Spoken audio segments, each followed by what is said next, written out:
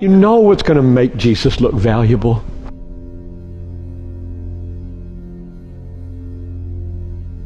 Is when, because of how precious He is to you, you sacrifice for the good of others, so that it looks to them like you must have treasure somewhere else than in your stuff. That's the only way. It's going to look like they should ask you a question. What is the reason for the hope that is in you? Has anybody ever asked you 1 Peter 3:15? The reason they don't ask is because you look like you're hoping in all the stuff they hope in. How are you going to live a lifestyle that to the world doesn't look like a carbon copy of what they value?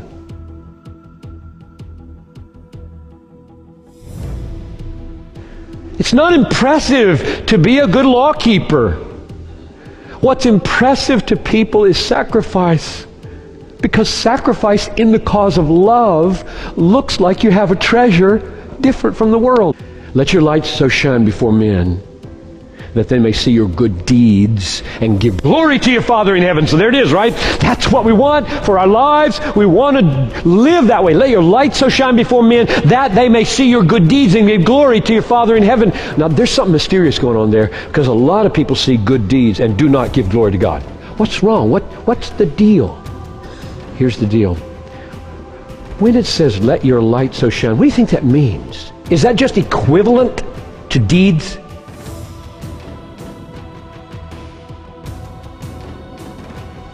Here's what I think let your light shine means. If you just contextually read backward. Let's go back. That's verse 16 we started. We're going back to verse 12, and then we're going forward. So here's the way it sounds. Blessed are you when men persecute you and revile you and say all kinds of evil against you falsely for my account. Rejoice and be glad in that day, for great is your reward in heaven. For so men persecuted the prophets who were before you. You are the salt of the earth. But if the salt has lost its flavor, it's good for nothing to be cast out and be trampled underfoot by men. You are the light of the world. A city set on a hill cannot be hidden. Neither do men light a lamp and put it under a bushel, but on a lampstand, that they may give light to all in the house. Now let your light shine, that men may see your good deeds and give glory. Give glory to your Father in heaven. Now, in that train of thought, what's the light and the salt?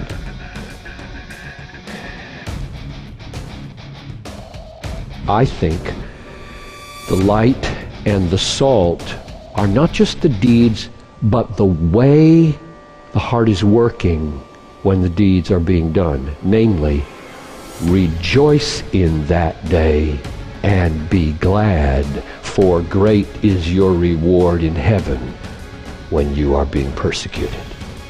I'll tell you what shines in the world.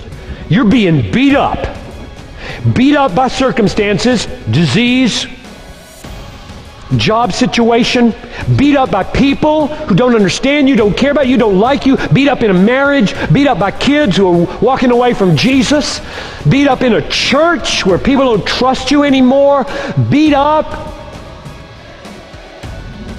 And because you see the reward, who is Jesus, and the joy set before you, you don't murmur. You don't grumble. You don't criticize and do vengeance. You rejoice. Now when people see that, that's bright and salty. What is that? I've never seen that before. They've seen people happy with prosperity. The devil is happy when he's prosperous.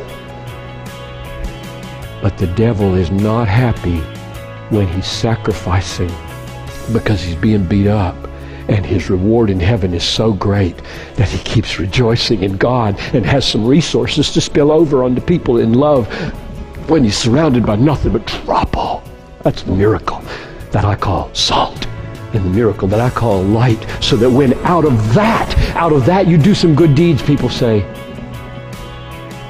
God must be real to this person, because everything I see around them would incline me to get out of here, out of this marriage, out of this church, out of this business, out of this relationship, out of this situation. I'm out of here. And that person is in there, faithful, gentle, kind, meek, long-suffering, patient,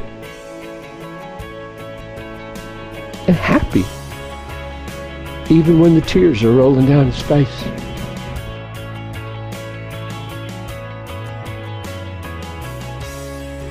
The key to living an unwasted life, a life that counts, is doing the kinds of deeds, and oh, there are 10,000 of them,